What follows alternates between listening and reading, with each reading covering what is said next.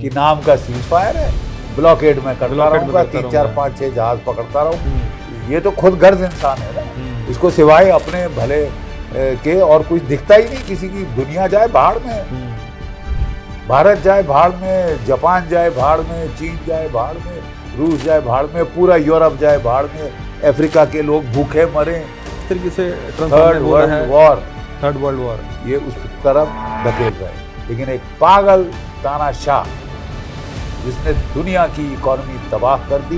Gas की problem है, gas की तो प्रॉब्लम अगले 4-5 साल तक वो ठीक नहीं होगी, ऑनलाइन नहीं। वो तो पाकिस्तान का मध्यस्थता करने का था कि मैं डोनाल्ड ट्रंप का पेट पूडल हूँ, पालतू कुत्ता हूँ, खासा चमचा हूँ। रूस, चीन, भारत, ये ट्रायंगल मिलकर ही एक काउंटर बैलेंस ला सकता है। अब डोनाल्ड ट्रंप की तो ईगो है ना साहब कि मैं तो वो दिखाना चाहते हैं किसी भी हालत में कि मैं लड़ाई जीत गया। दुनिया का नाश कर दिया है आपने, दुनिया की इकोनॉमी का भट्टा बिठा दिया। बिल्कुल 60 दिन का समय पूरा होने वाला है सर। हाँ, क्या डोनाल्ड ट्रंप ये चाह रहे हैं कि 60 दिन से पहले इसको खत्म हो जाना चाहिए ताकि देखिए, जो वही मैं कह रहा हूँ ना कि जो विंडो ऑफ अपॉर्चुनिटी है वो 60 दिन की है, उसके नहीं बाद तो कांग्रेस से तलवार लटक जाएगी, हामी दिलवानी लानी पड़ेगी, सैंक्शन लेनी पड़ेगी। वो पॉसिबल है नहीं। तो अगर इसने करना है कोई क्या कहते हैं रिजम्पशन ऑफ बॉम्बिंग और कोई छोटा मोटा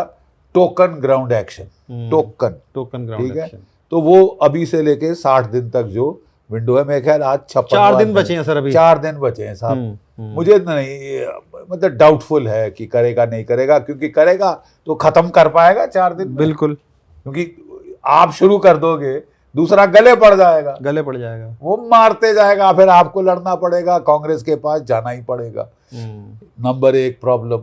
दूसरा है कि साहब अगर ये लंबा फ्यूज लो इंटेंसिटी कॉन्फ्लिक्ट करते हैं कि नाम का सीज फायर है, ब्लॉकेड में करता रहूंगा, 3 4 5 6 जहाज पकड़ता रहूंगा, वो भी पकड़ता रहेगा, किसी दिन तिल मिला के वो एस्केलेट करेगा, फिर एस्केलेशन हो गई और आप फंसे, कांग्रेस के पास जाना पड़ेगा।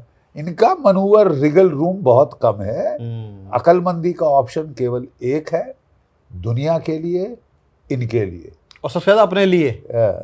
सबसे पहले खुद, ये तो खुद गर्ज इंसान है ना, इसको सिवाय अपने भले के और कुछ दिखता ही नहीं किसी की। दुनिया जाए भाड़ में, भारत जाए भाड़ में, जापान जाए भाड़ में, चीन जाए भाड़ में, रूस जाए भाड़ में, पूरा यूरोप जाए भाड़ में, अफ्रीका के लोग भूखे मरे, कोई फर्क नहीं पड़ता, मेरे को फर्क नहीं पड़ता। अच्छा, तो साहब दुनिया को भी इकट्ठा होना पड़ेगा। ऐसे पागल आदमी को, अब दुनिया इकट्ठी हुई थी कि नहीं हुई थी एडोल्फ हिटलर के बरखिलाफ? तो आप मतलब ऐसी स्थिति पैदा कर रहे हैं कि दुनिया को अब दिख रहा है कि साहब सिवाय युद्ध करने के इसके खिलाफ जितने लोग युद्ध कर सकते हैं, फिर आप ऐसी हालत पे आएंगे। सर क्या आपको लगता है कि जिस तरीके से ट्रंप थर्ड वर्ल्ड वॉर ये उस तरफ धकेल रहे हैं? देखिए, थर्ड वर्ल्ड वॉर के पहले क्या हुआ था? Great depression. Second world war के पहले ग्रेट डिप्रेशन, इकोनॉमिक दुनिया की तबाही हो गई, और ऐसी तबाही दुनिया को महायुद्ध की तरफ धकेलती। बिल्कुल, ये आप कर रहे हैं, ये आपकी देन होगी। इतिहास तेरे को याद रखेगा, जीसस क्राइस्ट के तौर पे नहीं, नोबेल प्राइज एस्पिरेंट के तौर पे नहीं, लेकिन एक पागल तानाशाह जिसने दुनिया की इकोनॉमी तबाह कर दी, दुनिया को तबाही के मंजर की तरफ ढकेल दिया। Irretrievable path to global economic ruin, ये तेरी देन। और अगर तू समझता है कि अमेरिका बच जाएगा इस रूइन में, वो पॉसिबल 9 देशों के पास न्यूक्लियर हथियार है साहब, तेरे पास अकेले नहीं है। और रूस के पास 6000 वॉरहेड है, अमेरिका से भी आपके पास 5000, ठीक है। 6000 वॉरहेड रूस के पास, 600 है चीन के पास, वो जल्द से बढ़ा रहा है, 1000 उसके पास आ जाएंगे 1 साल, और 300 भारत के पास करीब 300 के करीब हमारे पास है। और नॉर्थ कोरिया तो नॉर्थ कोरिया की भी 300 की गिनती आप कर लीजिए। और वो तो सर कभी भी फट सकते हैं, और वो है जो कि पहले इस्तेमाल कर सकता, सबसे पहले उसने तो कह दिया कि अगर आपने ईरान के खिलाफ किया, मैं ईरान को बॉम्ब दूंगा, मैं ईरान को बॉम्ब दूंगा, मिसाइल दूंगा इंटरकॉन्टिनेंटल बैलिस्टिक। एक और बड़ी दिलचस्प चीज है जी सर, जो हमने देखी है, जो चीन कर रहा है। ये चीन को कह रहे तुम हथियार नहीं दोगे ईरान को, चीन कह रहा है बिल्कुल ठीक, आप हथियार नहीं देंगे ताइवान को, बिल्कुल जैसे को तैसा मिल रहा है जैसे को तैसा, आपने बंद किया, आपने बंद किए ताइवान को हथियार देने, अभी 90 मिलियन डॉलर के हथियार दे दी। तो कहते हैं यहाँ आप बंद करेंगे तब मैं वहां बंद करूंगा, मैं बंद करूंगा, नहीं तो मैं देता रहूंगा। मतलब कोई ये घर का राज तो है नहीं, बाप का राज कि बाकी सबके लिए ये जो मैं कहूं और मेरे लिए कुछ नहीं। मैं यूक्रेन को हथियार दूंगा, रूस के खिलाफ लड़ाऊंगा, मराऊंगा, उसकी रिफाइनरीज पे वो करता रहेगा, वो बांदर जो एक पाल रखा है जू का बंदर, क्या कहते हैं, वो हिट कर रहा है ड्रोन से रूस के रिफाइनरी, ताकि रूस दुनिया को तेल ना बेच पाए। दुनिया की तबाही वो यूक्रेन की बात, ये देखो ना, ये दो नाटकबाज मिलके ये तो तबाही करने पे लगे। हो तबाही दुनिया की, हमारी तो हो गई, यूक्रेन की तो करा दी उस गधे ने, अपने मुल्क की तबाही करा दी। अब वो थर्ड वर्ल्ड वॉर जब तक शुरू नहीं करते इनको चैन नहीं पड़ेगा। बाकी सर एक सवाल ये भी उठ रहा है कि ट्रंप लगातार ये कोशिश कर रहे हैं कि सीज फायर हो जाए, लेकिन वहीं दूसरी तरफ वो ये भी कह रहे हैं कि हॉर्मुज में जो भी दिखे उसे गोली मार दो। तो ये दोहरे मापदंड हैं सर, क्या है ये, या कोई कूटनीति है या कोई लीडरशिप का जो एक कहते हैं मानसिक संतुलन बिगड़ चुका है? वो ना देखिए, ये है कि दूसरे को उकसाते रहो कि वो वार करे, फिर बोलो देखो देखो इसने वार किया, मैं तो आत्मरक्षा कर रहा हूं। आत्मरक्षा सिर सुहा कर रहे हो। अच्छी खासी शांति थी पूरे क्षेत्र में, किल्टे में, आपने तबाही का मंजर शुरू किया कि 48 घंटे में मसल दूंगा। अरे गिन लिए तेरे 48 घंटे, 48 दिन भी गए और अब 60 दिन, मतलब कि 2 महीने पूरे होने वाले हैं। ठीक है, यही तुम्हारा बेवकूफ युद्ध। और जैसे जा रहा है, जहां जाके आप एस्केलेशन ट्रैप में फंस गए हो, ना थूक सकते हो ना निगल सकते हो, हैं, आगे कुआं पीछे खाई। ठीक है, अब तो फंस गए हो अच्छी बुरी तरीके से, बुरी तरीके से फंस गया ये इंसान। अभी भी मैं कहता हूं, हम लोग दुआ करते हैं कि जीसस क्राइस्ट ही इनको सन्मति दे। वो तो उन्हीं को सर गाली दे रहे हैं, पोप को अपने बताइए। ये अपने पोप को गाली गलौज पे आ गए, ये अपने आप को जीसस क्राइस्ट मान रहे हैं। तो ऐसे शख्स का तो साहब दिमागी हालत पे सवालिया निशान लगना अनिवार्य है। और ये एक 25th अमेंडमेंट है टू द अमेरिकन कॉन्स्टिट्यूशन, जिसके तहत अगर एक सर्विंग अमेरिकन प्रेसिडेंट पागल हो जाए तो उसको हटाने का प्रावधान है, रखा गया है उसमें। और मेरा ख्याल जिस तरीके से ये चलते जा रहे हैं, ये ऐसे ही चलते रहे, ऐसे ही मेल्ट डाउन होते रहे इनके, और अनाप शनाप बकते रहे, तो मेरे ख्याल अमेरिका के लोग ही दुनिया की निजात करा सकते हैं। अमेरिका की जनता जनार्दन, जो बेसिकली डिसेंट लोग, मिड टर्म आ रहा है सर, पता लग जाएगा, आ रहा है, वो दिखा देंगे उनको आटे दाल का आईना क्या होता हिसाब, आटे दाल का भाव आपको पता चल जाएगा। अभी आए ना तो मिड टर्म इलेक्शन। लेकिन ये इसको वो बोलते हैं ना कि नीरो एक था एम्परर रोम का, जिसको गाने बजाने का बड़ा शौक था जी। तो पूरा रोम जल रहा था, तो वो अपनी लेके हे अग्नि देवता और टैंक टैंक टैंक करके गाने गा रहा। अब ये मुझे दूसरा नीरो लग रहा है। ये दुनिया को आग जला के गाने बजाएगा, मैं जीसस क्राइस्ट, मेरी पूजा करो हे भगवान। बख्शी सर, भारत के लिए भी बड़ी चिंता की बात है सर। हॉर्मुज का बंद होना भारत के लिए आर्थिक तबाही की ओर सर कहीं ना कहीं बढ़ रहा है। जो जीडीपी है सर हमारी डाउन जा रही है। आईएमएफ ने भी उसका अंदाजा लगा दिया कि 6 से नीचे भारत की जीडीपी चली जाएगी, जो कि 7 जानी थी। भारत के सर कहीं चिंता का विषय है, और आने वाले दिनों में अगर ब्लॉकेट नहीं हटा, प्रॉब्लम भारत को कहीं ज़्यादा हो जाएगी सर। बिल्कुल होगी, उसमें शक क्या है। ठीक है साहब, अभी तक तो कीमतें सरकार ने आगे पास ऑन नहीं करी, सीधी बात है, क्योंकि अब इलेक्शन चल रही है। लेकिन इलेक्शन के बाद कहीं ना कहीं ये प्रेशर उनको नीचे अभी तक तो रोक के बैठे, क्योंकि तेल के लिए प्रॉब्लम थैंक्स टू रशिया नहीं है, क्योंकि रशिया से तेल मिल जाएगा, अंगोला शंगोला बाकी देशों से तेल ले लेंगे। ठीक है, नाइजीरिया से तेल ले लेंगे। गैस की प्रॉब्लम है ना, गैस की तो प्रॉब्लम अगले 4-5, कल लड़ाई बंद हो जाती है। मैं कह रहा हूँ 4-5 साल तक वो रास नहसूरा या क्या जो रिफाइनरी है कतर में, वो ठीक नहीं होगा। वो तो बंद, हाँ सर बिल्कुल सही बात वो है। प्रॉब्लम चलती रहेगी, फर्टिलाइजर की प्रॉब्लम चलती रहेगी, शिपमेंट कॉस्ट बढ़ गए हैं, जो आपके एक्सपोर्ट इंपोर्ट का उनका कॉस्ट इंश्योरेंस बहुत बढ़ गया है। इंश्योरेंस बढ़ गया है, टैरिफ बढ़ गया है, आपका जो शिपिंग कॉस्ट है वो बढ़ गया है, एयरलाइन फ्यूल कमी पे आ रहा है, बिल्कुल। दाम चढ़ते, उसकी कॉस्ट बढ़ा दी गई है। एविएशन टरबाइन फ्यूल की कॉस्ट यूरोप में $200 बैरल के ऊपर चढ़ गई। जी जी। और वो तो उन्होंने 20,000 फ्लाइट्स कैंसिल कर दी। 20,000 फ्लाइट्स कैंसिल। तो साहब अभी तो तकलीफ अभी तो आने वाली है। और इसलिए हमारा देखिए इसमें अब कहा जा रहा है कि हम पर्दे के पीछे प्रयास कर रहे हैं। बिल्कुल सर, मैं यही एक प्रयास पाकिस्तान ने किया और अच्छी तरह से अपना हाथ जलाया है, और काफ़ी मतलब because it was punching above its weight. एकमात्र क्राइटेरिया पाकिस्तान का मध्यस्थता करने का था कि मैं डोनाल्ड ट्रंप का पेट पूडल हूँ, पालतू कुत्ता हूँ, खासा चमचा हूँ। यही एक क्वालिफिकेशन थी ना साहब। उसके तहत भी वो बुरी तरह फेल हो गए। वो बेचारे जाके वहां बोलते थे मान लो, यहाँ बोलते थे कर दो ना सर, कर दो ना सर। तो कर दो ना सर पे नहीं होता ना साहब। जो मध्यस्थता करता है उसका काम है कि इंटेलिजेंट सॉल्यूशंस भी ढूंढ प्रोवाइड कराना। भाई इसका पक्ष ये है, इसका पक्ष ये है, मिडिल ग्राउंड कहाँ है वो करना। नहीं आ जाओ, नहीं बैठ जाओ, मेरा मेहमान मंडन हो, दुनिया में बात हो पाकिस्तान कितना जरूरी मुल्क है। साहब ईरान आपसे अच्छा खासा चिढ़ गया है, क्योंकि ईरान को अब लग रहा है कि ये तो मेरा शरेआम बेवकूफ़ बना रहा है। और कोई भी मध्यस्थता करे, एक डर सबसे बड़ा ये होगा कि डोनाल्ड ट्रंप जैसे इंसान का कौन विश्वास करेगा। उसकी जबान का कोई विश्वास है? झूठ ऐसे बोलता है जैसे कि हर दिन में 10 बार स्टेटमेंट बदली करता है। बिल्कुल। तो अगर आप मध्यस्थता कर रहे हैं, बोले हाँ जी मैं ये मान गया हूँ, और टेबल पे आके नहीं मुकर जाएगा। किया है उसने, बिल्कुल सर किया है।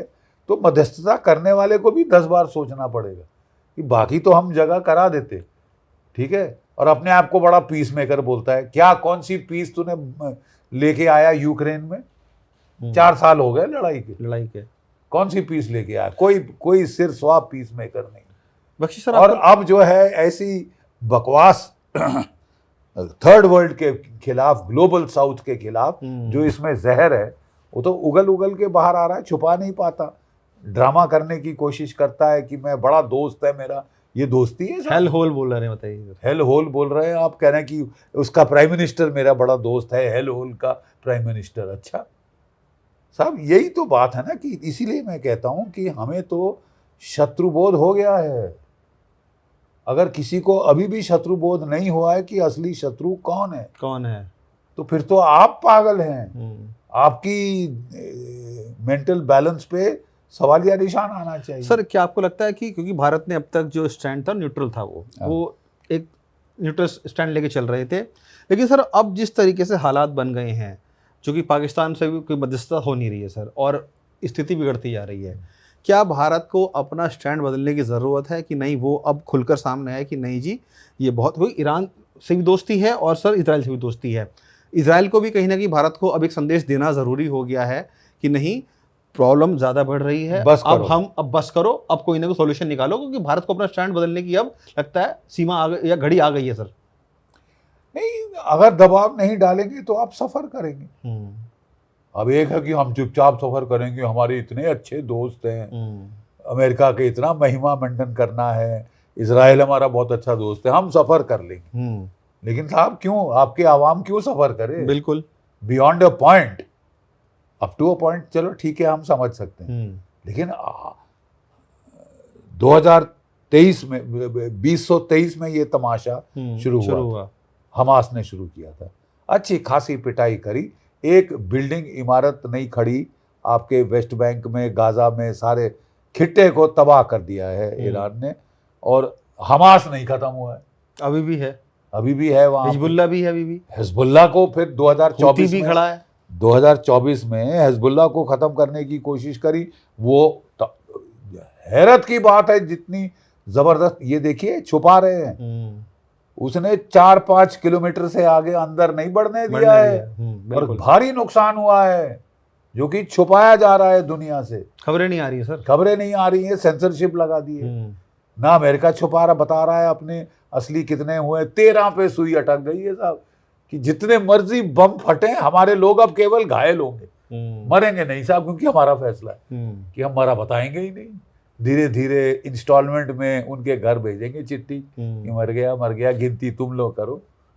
ठीक है साहब, वो भी पकड़ा जाएगा। सर चूंकि आप जियोपॉलिटिकली भी ये सब भारत की स्थिति को देखते हैं, समझते हैं और एनालिसिस करते रहते हैं, सर आपको क्या लगता है कि भारत को अब अपना क्या स्टैंड बनाना चाहिए इस पूरे युद्ध को देखते देखिए हुए? क्योंकि हॉर्मुज से सर सबका नुकसान भारत को सारे हो रहा है। देशों को इकट्ठा करके, ग्लोबल साउथ को इकट्ठा करके जितना हो सके अमेरिका पे प्रेशर डालना बहुत मुश्किल है। लेकिन आप आपको जो है अमेरिका को दर्शाना होगा। आप नहीं जाहिर करेंगे तो आप चुपचाप सफर करेंगे, फैसला आपका है। अब आपको अपनी जो कूटनीति है उसमें आपको रूस और चीन के साथ ज़्यादा क्लोज कोऑर्डिनेशन करनी पड़ेगी, क्योंकि रूस, चीन, भारत, ये ट्रायंगल मिलकर ही एक काउंटर बैलेंस ला सकता क्रिएट है, कर सकता है। ब्रिक के देश ही काउंटर बैलेंस ला सकते हैं, जिसमें कि ब्राजील शामिल है, ईरान भी शामिल है, ईरान भी शामिल, बिल्कुल, ठीक है। और बहुत सारे देश और मिलना चाहते हैं, और सब समझ गए साहब कि ये तो हमारी तबाही करा के छोड़ेगा। तो तब तबाही है तो एक आपका ऑप्शन है कि हमको तबाह करने दो, इसको खुशी होनी चाहिए, तमन्ना इसकी पूरी हसरत पूरी हो जानी चाहिए। सबको तबाह कर दिया, हम भी तबाह हो जाएंगे मेरे आका, उफ नहीं करेंगे, तेरे खिलाफ सर उठा के नहीं देखेंगे। क्या है यार, तबाही कर रहा है तुम्हारी, बिल्कुल।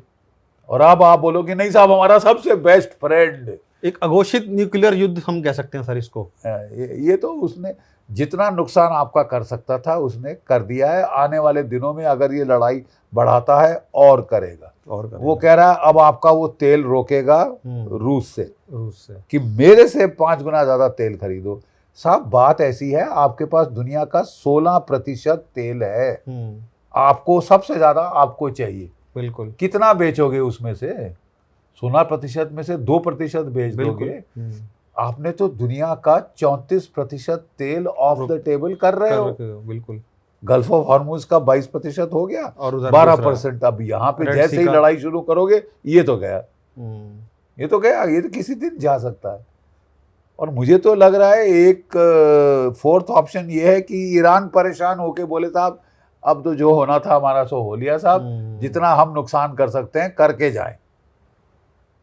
सर ईरान की सड़कों पर तस्वीर जैसे देखिए 1940 की दशक में सारा जो ऑयल था जापान का कहाँ से आ रहा था? अमेरिका से। अमेरिका ने ब्लॉकेड कर दिया, तेल बंद कर दिया, इकोनॉमिक ब्लॉकेड किया जापान का। जापान ने देखा साहब हमारी तो तबाही सर्टन है ही, लड़े तब भी सर्टन है, ना लड़े तब भी सर्टन। बिल्कुल। तो अच्छा है कि हम लड़के मरे, इनको भी लगाएं चोट अच्छी खासी। उसने पर्ल हार्बर कर दिया था साहब। फरवरी 1941 में शुरू हुआ था ये ब्लॉकेड, 46 में उसने पर्ल हार्बर कर दिया। 5 साल हिला के रख दिया साहब, और 5 साल युद्ध हुआ और एटम बॉम्ब से ही खत्म हो सका। बिल्कुल। ठीक है। क्या स्थिति सर यहाँ भी बन सकती है? इसको बोलते हैं डेस्परेट स्टेट सिंड्रोम, यानी ट्रैप्ड स्टेट सिंड्रोम। अगर आप एक देश को मतलब बिल्कुल कोने में डाल दे तो साहब चूहा भी खड़ा होके दांत दिखा दे। बिल्कुल। कब तक तो साहब मैंने ये कहीं भाग नहीं सकता। चूहा भी खड़ा होके दांत दिखा के काटेगा आपको अगर आप वहां पे उसको मारने की, घुसेड़ने की कोशिश करो। तो इसको बोलते हैं ट्रैप्ड स्टेट सिंड्रोम। इतिहास कहता है कि जापान ने ऐसे में मोस्ट डेंजरस मूव करने पे बाध्य हो जाती है वो देश। ठीक है, जापान बाध्य हो गया था पर्ल हार्बर करने पे, और जैसा ये तमाशा कर रहा है ये जापान को, ये ईरान को भी बाध्य कर रहा है कि बड़ा खतरनाक खेल खेले। ठीक है, जिसमें सबसे बड़ी तबाही गल्फ की होगी, दुनिया की इकोनॉमिक तबाही होगी जो कि तेरे को भी जलाएगी। साउथ वो, एशिया भी इसमें इन्वॉल्व, सब साउथ रहेंगे। एशिया तो साहब खासा पिसेगा। भारत ने तो फिर भी साहब तेल अपने लोगों को दे रहा है, कीमतें नहीं चढ़ाई। पाकिस्तान में 500 रुपए बिल्कुल, प्रति लीटर और वहां हफ्ते पे में डाला हफ्ते जा की रहा है। वो लगा दी है कि हफ्ते में एक दो बार मिलेगा। एक दो बार स्कूल बंद कर दिए, ये सब बंद कर दिया है। कब तक चलेगा साहब? ऑफिस 3 दिन जा रहे हैं लोग, तो ये मतलब हालत खस्ता कर दी है दुनिया की बिल्कुल इस सर, इस बिल्कुल। पागल इंसान ने। बल्कि सर एक सवाल ये उठ रहा है, चूंकि एआई का ज़माना है सर, हम देख रहे हैं वॉरफेयर भी एआई के जरिए हो रही है, बहुत सारे भ्रामक वीडियोस भी आते हैं मीडिया में। एक ये चर्चा है इंटरनेशनली मीडिया में सर कि जो नेतन्याहू साहब के वीडियोस जितने भी आए हैं वो सब एआई जनरेटेड है और वो कहीं ना कहीं मारे जा चुके हैं।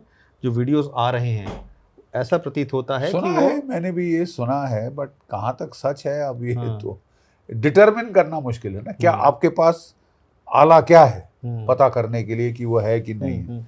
ये आप नेतन्याहू तो छोड़ दीजिए, जो आम सिपाही मर रहे हैं, सिविलियन मर रहे हैं, उसका भी नहीं पता, उसकी आपको जानकारी नहीं आ रही। उसकी जानकारी नहीं है। तो नेतन्याहू साहब को अगर कुछ हुआ है, ना हो, भगवान ना करे, हमारे दोस्त हैं, मित्र हैं, मित्र राष्ट्र है, लेकिन उसका पता कैसे कर सकते? We'll have to wait till the war ends। लेकिन सर चूंकि आप सर वॉर को अच्छी तरह समझते हैं, आपने कई वॉर देखी मुझे भी है। लगता नहीं है कि वो है, क्योंकि वो इन कंट्रोल हैं।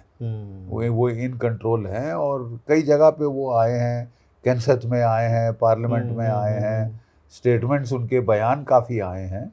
और अभी तक कि वो एआई है, जनरेटेड है सारा, ये कह देना मुश्किल है। अगर सर 1% भी ये अगर बात मान ली जाए, 1% भी मान ली जाए कि नेतन्याहू साहब अभी नहीं है, तो ये इजराइल के लिए या पूरे उस युद्ध के लिए कितना बड़ा सेटबैक आप होगा सर? अगर मैं कहूँ 0.1% भी हम ये मान के चलें कि अगर उसको सच्चाई है तो फर्क क्या पड़ेगा? अगर वो नहीं है तो जो उनके चीफ ऑफ डिफेंस स्टाफ हैं वो हैं, डिफेंस मिनिस्टर वो हैं, लड़ाई तो चलती रहेगी। क्योंकि इजराइल को लगता है कि ये मेरा भी जिंदगी मौत का सवाल है। जैसे तैसे ईरान की बर्बादी करा के छोड़ो, अमेरिका का पिंड नहीं छूटने दो जब तक कि बर्बादी का फायदा मुझे हो ना हो जाए। बिल्कुल सही बात मैं है। खिट्टे में सबसे बड़ा चौधरी उभर कर आ जाऊंगा। ठीक है, तो ये है। अब लेट्स होप कि अमेरिका की आवाम में सेंस प्रिवेल करती है। मुझे नहीं लगता कि उन लोगों को कोई बड़ी खास खुशी होगी अगर दुनिया में इकोनॉमिक तबाही आएगी। उनको भी जलाएगी, उनकी भी इकोनॉमी को। क्योंकि सर जब ये बयान आया था कि मैं सभ्यता खत्म कर दूंगा, तो अमेरिका के लोगों ने ही बहुत सारे उनकी निंदा की थी, इस बात की निंदा की है। और अमेरिका के लोग, फिर मैंने बोला ना, टाइम बहुत बढ़िया है, लेकिन जो अमेरिका के अपने लोग हैं, उनके जो एक्सपर्ट्स हैं, वो कह रहे हैं साहब ये जो जूइश लॉबी है, ज़ायनिस्ट लॉबी है, इसने एक तो डोनाल्ड ट्रंप को खरीदा हुआ है, दूसरा कांग्रेस वालों को भी खरीदा हुआ है। तो मतलब निजात मुश्किल ही लग रही है दुनिया की। सर मेरा आखिरी सवाल है आपसे, जो ईरान ने 10 पॉइंट का अपना एजेंडा दिया है सर, क्या आपको लग रहा है कि उसके तहत बात होगी? और इजराइल उस पर सर गुस्सा कर रहा है, हालांकि हम किसी एजेंडे को मानेंगे नहीं इस तरीके से। तो सर अब आप क्या लग रहा है, देखिए इजराइल लग रही है कुछ? देखिए इजराइल बातचीत में थोड़ी ना शामिल, डायरेक्टली थोड़ी ना शामिल है, वो तो स्पॉइलर है।